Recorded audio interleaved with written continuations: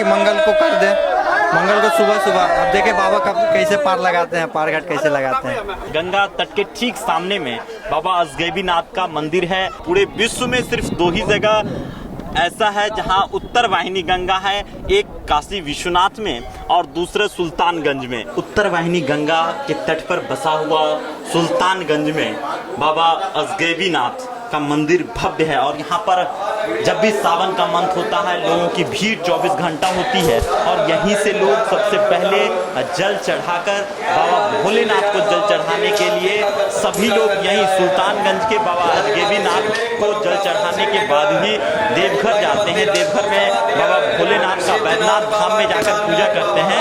समाधि स्थल है, श्री राम दरबार है, काल भैरव है। श्री नवग्रह की पूजा होने के बाद जिस तरीके से यहाँ बुद्ध भगवान की पूजा करते हुए लोग आगे बढ़ते हैं और मठ तक के लिए जाते हैं, बाबा अजगैबीनाथ मंदिर से बाहर निकलते हैं। ये इस मंदिर की खासियत है कि सुल्तानगंज में बाबा अजगैबीनाथ को जल चढ़ाते हैं, उसके बाद ही बाहर निकलते हैं। हम लोग बाबा अजगैबीनाथ के मंदिर में हैं और यहाँ के जो महंत हैं वो हमारे साथ हैं। बाबा, इस मंदिर का पुराना इतिहास क्या है? मैं श्री पंथ दशनाम जूना अखाड़ा अजगैबीनाथ मठ के महंत प्रेमानंद गिरी। यह 1836 का आंकड़ा है। इसका मंदिर का ऐतिहासिक का है और धर्म ध्वजा है चढ़ा हुआ उस समय का, और बहुत पुरानी के ये स्वयं शंभू है। ये पहाड़ पर अपने आप प्रकट हुआ था। यहाँ लोग महंत लोग आते जाते थे, चारों तरफ से गंगा थी और पूजा पाठ करते थे, आते जाते थे। एक जंगू नाम का ऋषि थे, उन्होंने भी तपस्या किया।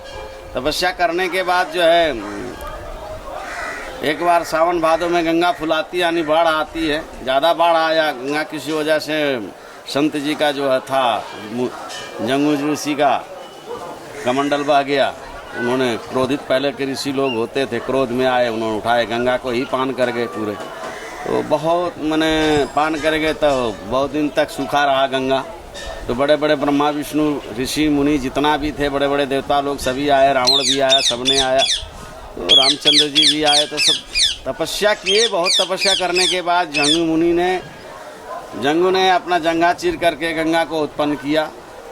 उन लोगों के आग्रह करने पर उन्होंने बोला मुख से निकालता हूँ तो अशुद्ध होगा, नीचे गुदा से जाता है तो गंगा अशुद्ध हो जाती है। तो उन्होंने जंघा चीर करके उत्तर दिशा में गंगा को फेंक दिया। भारत में 2 जगह गंगा उत्तर दिशा को बहती है, काशी विश्वनाथ बनारस यूपी में, और एक है बिहार में आपका सुल्तानगंज भागलपुर। तो इस तरीके से उत्तर दिशा को गंगा को ज़्यादा ही शुभ लोग मानते हैं, इसलिए यहाँ से गंगा शुभ होता है और यहाँ से लेकर के बाबा धाम जाते हैं लोग। और बाबा धाम का स्वयं रावण जब आया था तो यहाँ से लेके गया था, वहाँ रख दिया था, पेशाब साफ करने के चक्कर में फिर उठा नहीं सका। तो बैद्यनाथ जो है वो ज्योतिषलिंग है और हमारे यहाँ स्वयं शंभू शिवलिंग, इसका नाम रखा गया मनोकामना। और वहाँ लोग मनोकामना उसको कहते हैं, मनोकामना नहीं, वो स्वयं ज्योतिषलिंग है। तो ज्योतिषलिंग वहाँ रावण ने रखा था उस पिंडी को, फिर दोबारा उठा नहीं सका, वो ज्योतिषलिंग में है। तो 12 ज्योतिषलिंग में वो जोड़ा जाता है।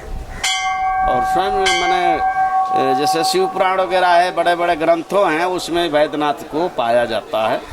तो इसलिए वो ज्योतिषलिंग के ही नाम से प्रसिद्ध है बैद्यनाथ, और यहाँ से जल जाता है। और भी है, जैसे कि मान लो कि यहाँ का महंत थे सिद्धार्थनाथ भारती, केदारनाथ, ये लोग यहाँ से डेली जाया करते थे बाबा धाम जल लेकर के। तो एक दिन बाबा बैद्यनाथ यहीं दर्शन दिए, बोले जल दे दो। तो ये लोग जो है, जो महात्मा थे, वो बोले नहीं ये बाबा बैद्यनाथ का जल है, वहाँ हम लोग लेके जाते हैं, वहाँ लेके जाएंगे। नहीं दिए, ब्राह्मण के भेष में थे, नहीं दिए। फिर आगे रास्ते में गए, वहाँ फिर उन्होंने आग्रह किया बैद्यनाथ कि जल दे दो हमको, नहीं माने। फिर उन्होंने अपना दर्शन दिया।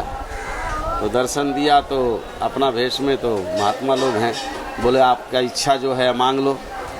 तो बोले हमको और कुछ नहीं चाहिए, आपके चरणों में हमें समाधि चाहिए, और दूसरी बात यह है कि आपका दर्शन मिल जाए, हमको वहाँ आपके चरणों में रहने की सेवा करने का मौका मिले।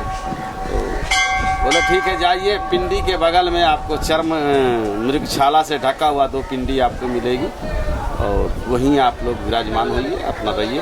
उस दिन से परंपरा, और बाबा बैद्यनाथ आने की आवश्यकता नहीं है। उस दिन से परंपरा चल गया कि अभी भी जो भी महंत यहाँ रहते हैं वो महंत बाबा बैद्यनाथ नहीं जाते। यहीं से हम लोग शिवरात्रि में पंडा पुरोहित है, उनके द्वारा जल भेजा जाता है। अंग वस्त्र, ये मान सम्मान, भाड़ा के सामान के साथ जो है एकादशी के दिन यहाँ से जल लेके जाते हैं। और शिवरात्रि का अंतिम जो है रुद्र अभिषेक जो है बाबा महंत, यहाँ का महंत के हाथ से जो जल जाता है तो बाबा बैद्यनाथ का विवाह संपन्न होता है। वहाँ 4 जगहों से जल आता है, हरिद्वार, गौमुख, बनारस और सुल्तानगंज। 4 जगह से पुरोहित पंदा का हाथों के द्वारा जल बाबा बैद्यनाथ को जाता है तो वहाँ का विवाह संपन्न होता है शिवरात्रि में। इसलिए यहाँ का महंत बाबा बैद्यनाथ नहीं जा सकते, वो हमारा अपना हाथ से जो जल एकादशी को दिन शिवरात्रि पर ही जाता है वही जल चढ़ता है। और इस तरीके से बड़े बड़े संत महात्मा ऋषि 18-20 महंत हुए यहाँ और अपनी अपनी चमत्कारें दिखाए सब। बाबा अजगैबीनाथ का मतलब क्या होता है, क्योंकि लोग इसका मतलब ही नहीं समझते। अजगैबीनाथ नाम का बाबा शिव पुराण वगैरह में है। बाबा जो है एक बार धनुष उठाए हुए हैं शिव जी, तो उसी नाम धनुष उठाए थे, उसी के नाम से धनुधारी शिव लिंग के नाम से जो है प्रसिद्ध है। इसीलिए अजगब नाम का एक धनुष था, उसको भगवान शिव जी ने उठाया। वही शिवलिंग को कई नाम, धनुष को कई नामों से पुकारा जाता है, जिसको भगवान रामचंद्र जी भी उठाए, कृष्ण जी भी उठाए हैं, भगवान शिव ने उठाया है, तो अलग अलग नामों से रखा गया। धनुष वही था। ये खास बात, ये कहानी अजगैबीनाथ की है और जो बात जंगा से जल वाली बात है, और इसीलिए गंगा जी का दूसरा नाम जहानवी पड़ा, जिस वजह से गंगा का जल यहाँ पर निकला। यहाँ के पंडा जी हैं अजगैबीनाथ के ही, और यहाँ पर पूजा अर्चना करवाते हैं। बाबा क्या नाम है आपका? गोलू पांडे। अच्छा बाबा जी कब से हैं इस मंदिर में? अभी फिलहाल हम 2 साल से यहाँ पे हैं। आपके पूर्वज यहाँ? जी, हम लोग का पूर्वज है, नाना जी रहे यहाँ का पुजारी। कब से ये मंदिर है? कुछ बहुत वर्षों पुराना है ये मंदिर। कितने लोग आते हैं? बहुत ज़्यादा लोग, बहुत ज़्यादा। त्रेतायुग से ही इस मंदिर का है। तो ये खास बातें हैं कि त्रेता युग से इस मंदिर की बारे में चर्चाएं हैं, और जहाँ राम भगवान ही जल लेके उठे हैं, कामड़ लेके गए बाबा नगरी।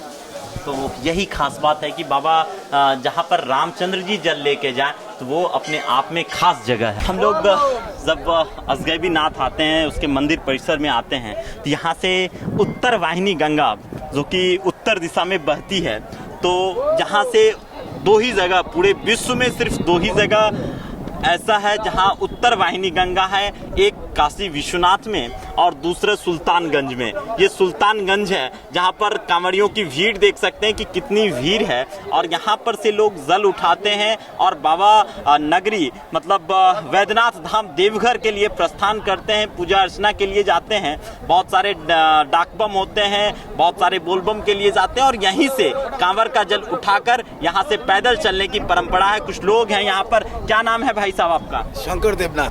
कहाँ से हैं आप? हम वेस्ट बंगाल रायगंज से हैं। अच्छा, यहाँ से आप लोग जल लेकर कहाँ जाइएगा?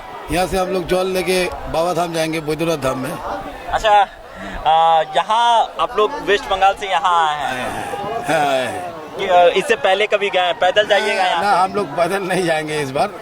पहले किए थे पैदल में, इस बार हम लोग गाड़ी से जाएंगे। हाँ, पानी उनी उठाना हो गया, अभी वही मंदिर दर्शन के लिए आए हैं यहाँ पर। तो बहुत अच्छा लग रहा है। यहाँ पर मंदिर दर्शन करने के बाद लोग बाबा धाम की तरफ जाएंगे। क्या नाम है आपका? गोपाल पंडित। गोपाल जी यहीं के पंडित जी हैं या? नहीं, मैं जम्मू जिला के। जम्मू जिला। अच्छा, यहाँ पर क्या करने आप लोग आए हैं? एक का जल उठा के बाबा धाम जाएंगे।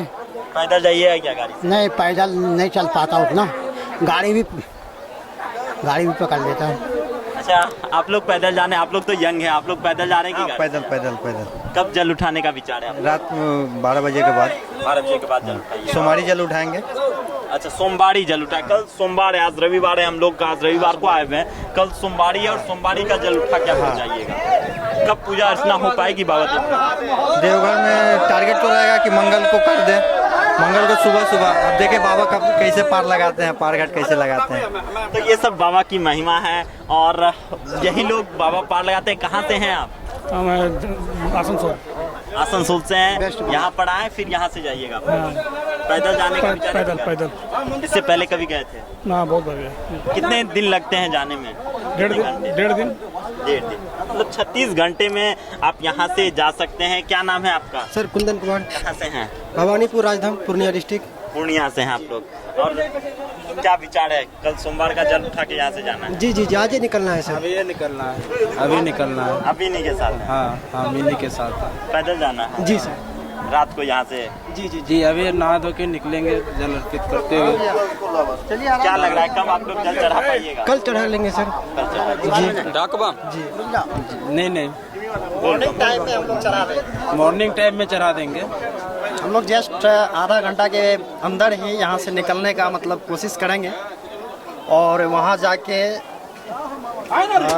मॉर्निंग टाइम में 3 o'clock में जल चढ़ा देंगे। गंगा तट के ठीक सामने में बाबा असगैबीनाथ का मंदिर है, जहाँ पर कहा जाता है कि यहाँ पर स्वयंभू ज्योतिर्लिंग है, क्योंकि यहाँ पर जो पहाड़ पर पहले ज्योतिर्लिंग थी, यहाँ पर बहुत सारे साधु संत पूजा करने आते थे और यही इस मंदिर की खासियत है कि ये स्वयंभू महादेव के मंदिर हैं। यहाँ पर जब भी कांवड़िया लोग आते हैं यहाँ पर जल चढ़ाते हैं और इसके बाद यहाँ पर जल कांवड़ में लेते हैं, फिर यहाँ से देवघर के लिए प्रस्थान करते हैं, बाबा वैद्यनाथ के धाम में जाकर जल अर्पण करते हैं। असगैबीनाथ का जो मुख्य मंदिर है वो इसी को कहा जाता है। यहीं पर थोड़ा हमने लिए भी ये कलाकृति है जो मंदिर में तराशी गई है, पहाड़ पर थी और इसको तराश कर बनाया गया है। इस मंदिर को बेहद खूबसूरती से आज भी ये कलाकृति बिल्कुल उसी तरीके से बनी हुई है। अगर इन चीज़ों को वो लोग बहुत ही गौर से देखते हैं कि क्या खूबसूरत कलाकृति पहाड़ों को काटकर की गई है और आज से नहीं बहुत ही पौराणिक समय से ये तमाम चीज़ें, ये तमाम कलाकृतियाँ मौजूद हैं। ये लेटे हुए विष्णु भगवान हैं जो कि शेष नाग पर लेटे हुए हैं और बहुत ही खूबसूरती से ये असगैबीनाथ की खासियत है कि कलाकृति आज भी सजीव दिखती है। हम लोग असगैबीनाथ में जब आते हैं तो महादेव के दर्शन के बाद पार्वती जी का दर्शन करना हमेशा बिल्कुल माना जाता है हिंदू सनातन धर्म के में कि आप जब भी महादेव के दर्शन करें तो माँ पार्वती के दर्शन जरूर करें और यही सनातन सत्य है कि आप महादेव के दर्शन करने के बाद जो माँ पार्वती का परिक्रमा होता है उसको जरूर पूरा करें।